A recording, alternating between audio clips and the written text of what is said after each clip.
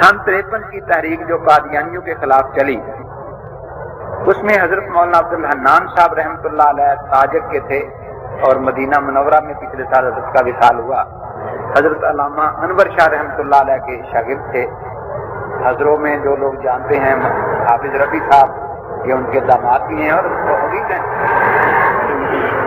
और मौलाना अब्दुल कदीर साहब दामत बरकातुहुल आलिया जो आजकल राजा बाजार में शायखुल हदीस हैं रावलपिंडी में, ये दोनों हजरात अल्लामा अनवर शाह कश्मीरी रहमतुल्लाह अलैह के शागिर्दों में थे। इन्हें वहां से इस तहरीक के सिलसिले में हुकूमत ने गिरफ्तार किया और चूंकि पंजाब में साहिवाल जेल और मियाँ वाली जेल ये सख्त तरीन जेलें शुमार होती थी, इसलिए बड़े बड़े लीडरों को इन दो जगहों में से किसी एक जगह ले आते थे। तो इन दोनों हजरात को इस तहरीक के सिलसिले में साहिवाल जेल में मुंतकिल कर दिया गया। हमारे उकाड़ा में हजरत मौलाना हिफ्जुर रहमान सिहारवी रहमतुल्लाह अलैह के साथियों में से एक बुजुर्ग थे मौलाना जियाउद्दीन साहब सिहारवी रहमतुल्लाह अलैह। वो इसी दौर में कहीं पढ़ते रहे थे दारुल देवबंद में, और मौलाना अब्दुल हन्नान साहब रहमतुल्लाह से कोई एक आध सबक उन्होंने पढ़ा था। वो यहाँ ले उकाड़े में कि जी आप रिहाई के बाद उकाड़े रह जाए। मौलाना ने बड़े इश्तहारात शाये किए कि भी अल्लामा अनवर शाह के शागिर्द और हदीस के फन के माहिर वो तशरीफ ला रहे हैं। तो मेरे उस्ताद साहब जो दूसरे थे मौलाना अब्दुल जब्बार साहब खंडेलवी मुहद्दिस राजपूताना, जो मौलाना अताउल्लाह हनीफ के भी उस्ताद हैं, उन्होंने मुझे कहा कि भाई अनवर शाह के शागिर्द आ रहे हैं, अब जाना है वहां इश्तहार लेके उनसे सवालों का जवाब पूछना है।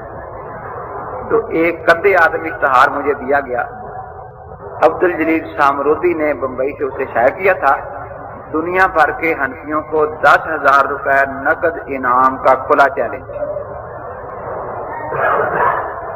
अब वो इश्तहार लेकर मैं चला गया। हजरत मौलाना अब्दुल हन्नान साहब रहमतुल्लाह अलैह की तबीयत बड़ी बेतकल्लफ किस्म की थी। मैं जाकर बैठा, पहले हजरत का सर दबाने लगा, कुछ बातें इधर उधर की शुरू की और कोई आध घंटे के बाद इश्तहार निकालकर हजरत के सामने रख दिया कि हजरत ये जरा हमें समझाएं ये क्या लिखा है। हजरत ने ऊपर से सिर्फ उन्वान देखा और फरमाया कि मौलाना अब्दुल कदीर साहब से ये बात करो इसे। मैं उठा, मैं मौलाना के पास चला गया।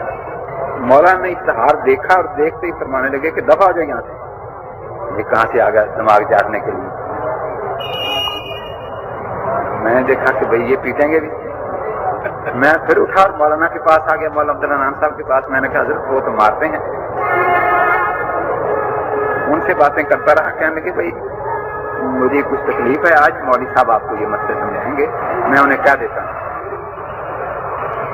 मैंने कहा जी पहले आप कहें, वो अगर मुझे बुलाएंगे तो जाऊंगा वरना मैं नहीं जाता।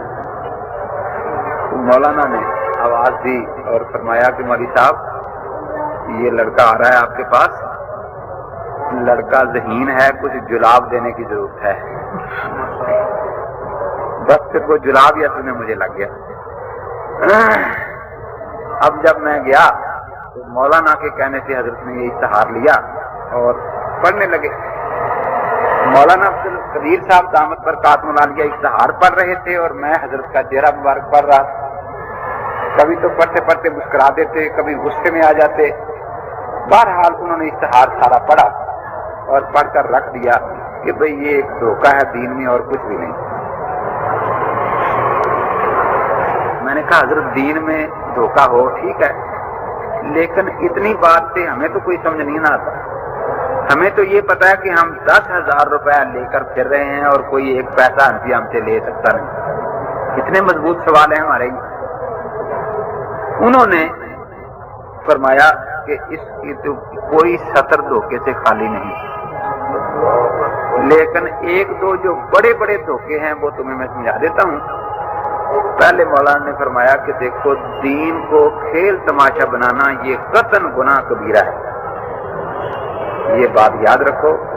अगर दीन का मसला इसलिए पूछा जाए कि मैंने उलमा को तंग करना है या उनका मजाक उड़ाना है, तो ऐसा आदमी जन्नत की खुशबू भी नहीं सूंघेगा जो 500 साल के रास्ते तक पहुंचती है। और अगर इस नियत से दीन का मसला पूछा जाए कि मैंने इस पर अमल करना है और तस्लीम करना है, تو اسی وقت اس کا نام جنتیوں میں لکھا جاتا ہے، اور جب وہ عمل کرے گا اس کا اجر اور مزید اللہ تبارک و تعالیٰ عطا فرمائیں گے۔ میں نے کہا حضرت میں تو سمجھنے کے لیے ہی آیا ہوں۔ تو حضرت نے فرمایا کہ پہلی بات تو یہ سمجھیں کہ یہ اشتہار لکھنے والا اگرچہ یہ کہتا ہے کہ میں اہل حدیث ہوں، لیکن حقیقت میں یہ کوئی منکر حدیث ہے،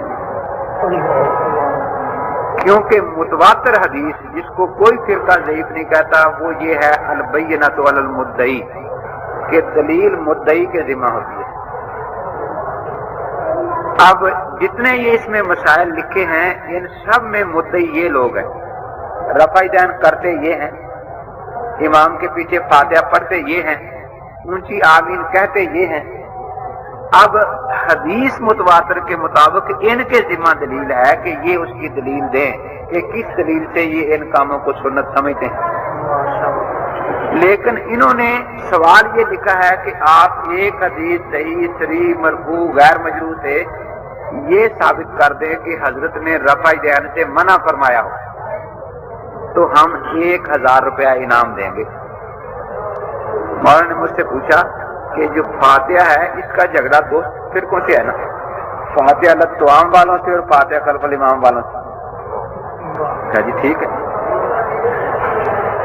تو مسکرا کر فرمانے لگے کہ فاتحہ میں بنیادی طور پر مسئلے بھی دو ہی ہیں، ایک مسئلہ توحید ہے، ایک مسئلہ تقلید ہے۔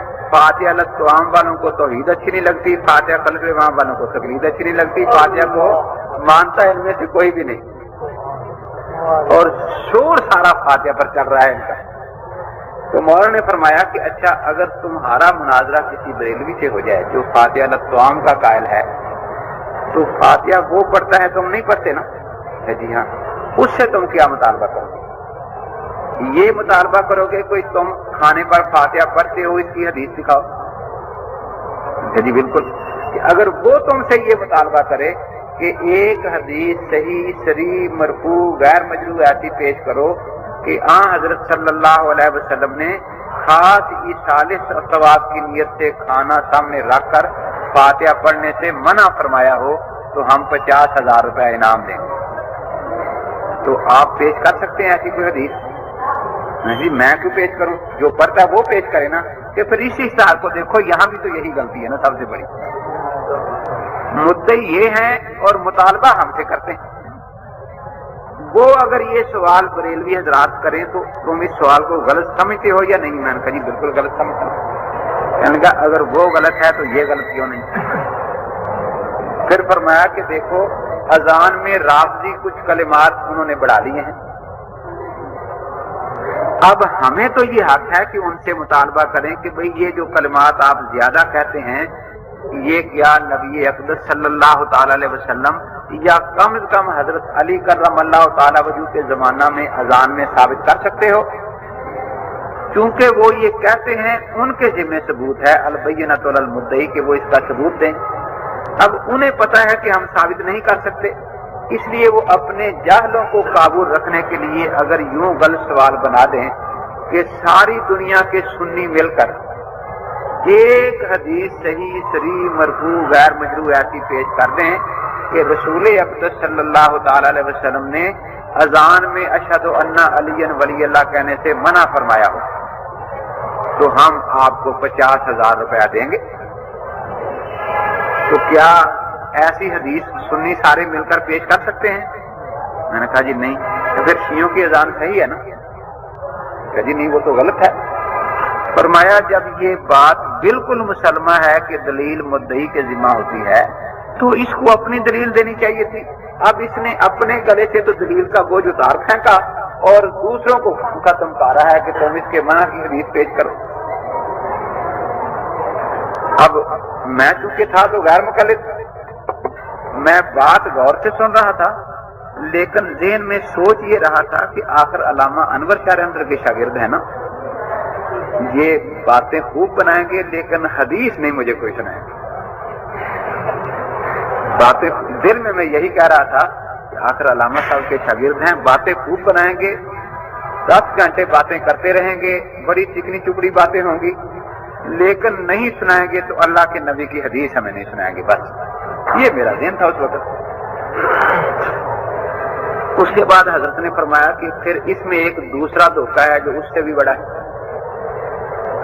मुद्दई से भी दलील का मुतालबा तो हो सकता है, लेकिन दलील खास का मुतालबा इसकी इजाजत नहीं होती। ये दलील खास का मुतालबा असल में कुफार का शेवा था। अंबिया अलैहिमुस्सलाम दुनिया में तशरीफ लाते, उनका दावा था कि हम खुदा के नबी हैं। उनके जिम्मा ये भी था कि अपने इस दावे को दलील से साबित करें। चुनांचे अल्लाह तबारक व तआला उनके हाथों पर मोअज़्ज़ात का इजहार फरमाते थे जो उनकी नबूवत के दलाइल होते थे। अब जो मुनकरीन थे उनका ये काम था कि या तो उसका मोअज़्ज़ा होना खत्म कर दें या उसको मान लें या वैसा काम करके दिखा दें।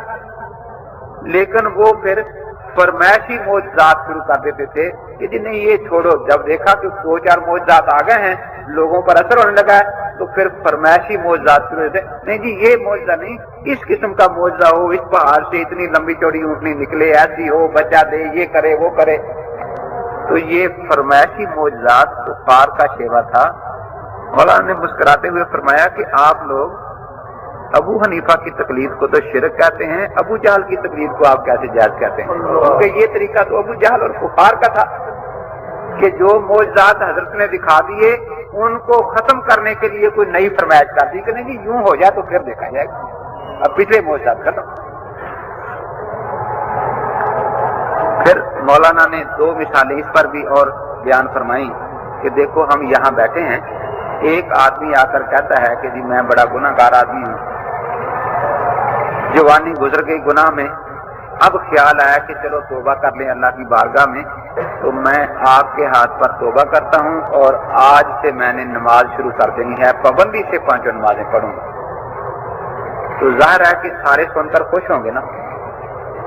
वो कहता है कि एक मेरी शर्त है साथ, वो क्या कि 5 नमाजों के औकात और 5 नमाजों की रकतें ये सब कुछ सिर्फ कुरान से दिखाएं, मैं हदीस से नहीं दिखाऊंगा। तो क्या अब आप ये सारी नमाज का तरीका और रकतें वगैरह सारा सब कुछ कुरान से दिखा सकते हैं? इस शर्त के बाद आप क्या वाकई ये यकीन करेगा आपका दिल कि ये नमाज पढ़ने आया है?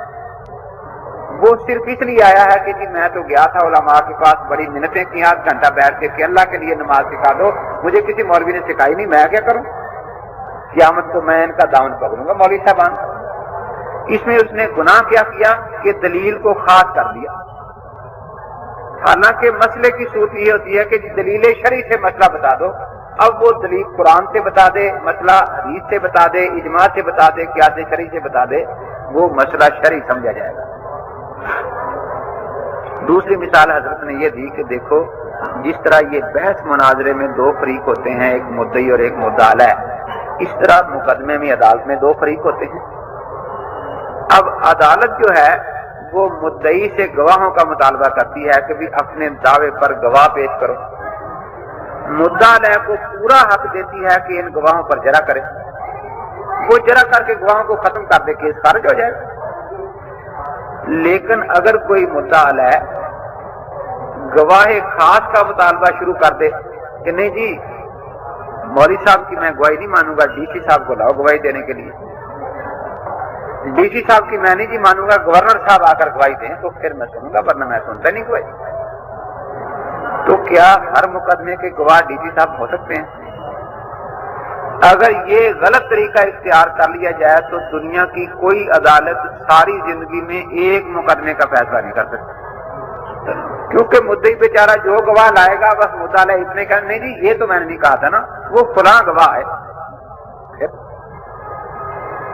तो गैर मुकल्लिदीन के नजदीक पूरा दीन बर्बाद हो जाए ऐसी गलत शर्तों से, पूरा निजाम अदल बर्बाद हो जाए, इनको इसका कोई दुख नहीं। तो ये है कि हनफियों को तंग करना है। मैंने कहा हज़रत ये बात तो मुझे समझ में आ गई है वाकई कि ये बातें कुछ धोखे वाली हैं, लेकिन आप भी कोई ऐसा सवाल मुझे लिख के दे सकते हैं कि मेरे उस्ताद साहब भी मजबूर हो जाएं धोखा कहने को इन बातों का? मौलाना ने फरमाया कि क्यों नहीं लिख सकते, हम ऐसी फजूल बातों में पढ़ते नहीं। वैसे अब मैं तो मैं समझाने के लिए एक सवाल लिख देता हूँ। मौलाना ने वही इश्तहार लिया और उल्टी तरफ ये लिखा कि आप अपनी शर्त के मुताबिक एक ही हदीस सही, सरी, मरफू, गैर मजरू से ये साबित कर दें कि दलील शरई सिर्फ हदीस सही, सरी, मरफू, गैर मजरू में ही मुनासिर है, तो मैं आपको सिर्फ इस एक हदीस पर 10,000 रुपया नकद इनाम दूंगा। और मौलाना ने नीचे दस्तखत कर दिए। अब दस्तों पर मेरा दिल जो था ना वो, क्योंकि हमें उस्ताद साहब ने हमेशा ये बताया था कि कभी दस्तखत करके ना आना, और ना कभी हमें वो दस्तखत करके देते थे किसी बात पर। ये दस्तखत करने के बाद मैंने सोचा कि आखिर इन्होंने जो 10,000 रुपए की जिम्मेदारी ले ली है दस्तखत करके, तो मालूम होता है कि बात मजबूत है इनकी। अब मैं जनाब हारे हुए जवारिये की तरह वो इश्तहार लेकर वापस चला। उस्ताद साहब बड़ी बेकरारी से इंतजार कर रहे थे। मुझे दूर मस्जिद में दरवाजे में खड़े थे, दूर हाथ देखकर हाँ भाई कोई हनफी हाथ लगाता है इश्तहार को। मैंने कहा सर बड़ी बुरी तरह आज हाथ लगाया उन्होंने। ये क्या हुआ? मैंने कहा हजरत हम 10 सवालों के जवाब में 10,000 देते हैं, वो एक सवाल के जवाब में 10,000 देते हैं, अब हम क्या करें? क्या वो कौन सा सवाल है? मैंने कहा हजरत ये पढ़ ले। अब वो एक सत्र में सवाल था, तो साथ साथ पढ़ने लगे, तो एक सत्र पढ़ते पढ़ते 3 मरतबा यूं पसीना साफ। अब मैं भी समझा कि भाई सवाल तो एक ही आता है कि पसीना आ गया उस्ताद साहब को। अल्लाह ताला की तरफ से कोई मेरी हिदायत का वक्त आ गया था। वो पढ़ते ही उस्ताद साहब के मुंह से जो पहली बात निकली वो यही थी, भाई ये शर्तें तो धोखे के लिए लगाई जाती हैं,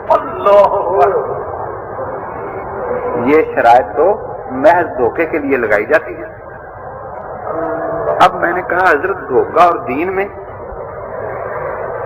आज तक तो हम इन शर्तों की अपना दीन ईमान समझते थे।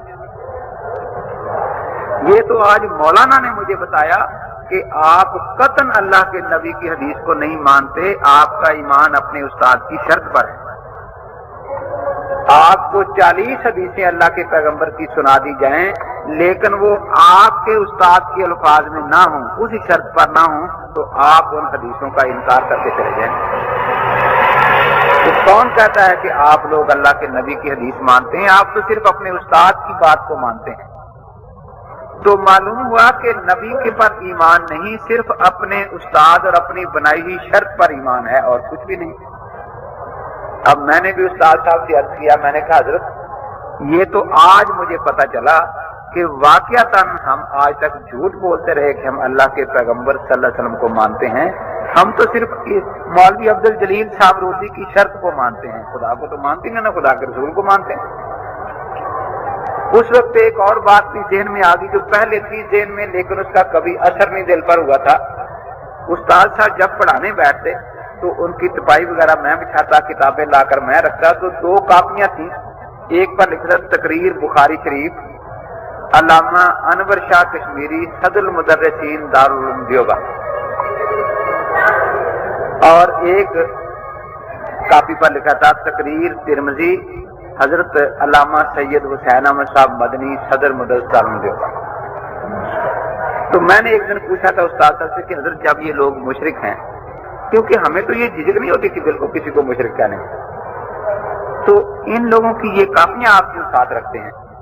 तो उस्ताद साहब ने फरमाया था कि भी असल बात ये है कि चंद मसाइल में हमारा इनके साथ इख्तलाफ है, लेकिन अगर हम इनकी ये कापियां ना पढ़ें तो हम हदीस पढ़ा नहीं सकते। अब ये बात सुनी लेकिन इसका कोई असर नहीं था। आज फिर याद आ गई मुझे, मैंने कहा हजरत ये धोखा आप उन लोगों से करते हैं जिनकी कापी के बगैर आप हदीस नहीं पढ़ा सकते।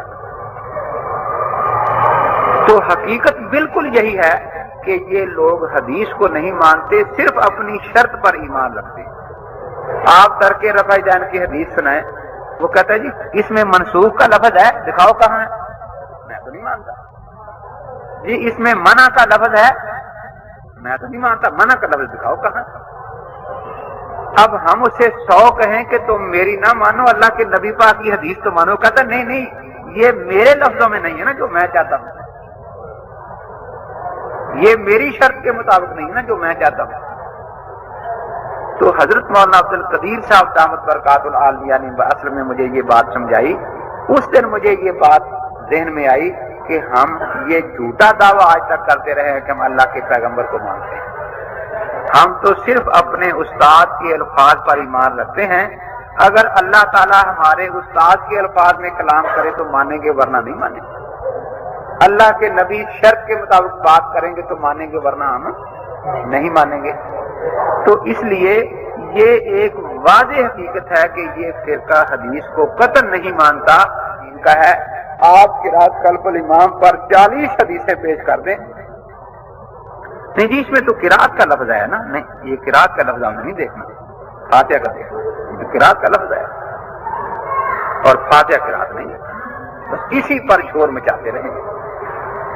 तो मकसद ये है कि ये फिरका जो है ये हदीस को नहीं मानता, बल्कि हदीस को रद्द करने के लिए मौलाना मोहम्मद हुसैन साहब बटालवी ने भी इशाअतुस सुन्ना की 22वीं जिल्द में बड़ा रोना रोया है और तंग आकर लिखते हैं कि पता नहीं हमारे अहल हदीस भाइयों को क्या हो गया है, ये कहीं किसी की जुबान से तकलीद का लफ्ज सुन लें तो उससे ये इतने नाराज होते हैं जैसे सिख बांग सुनकर नाराज होते हैं।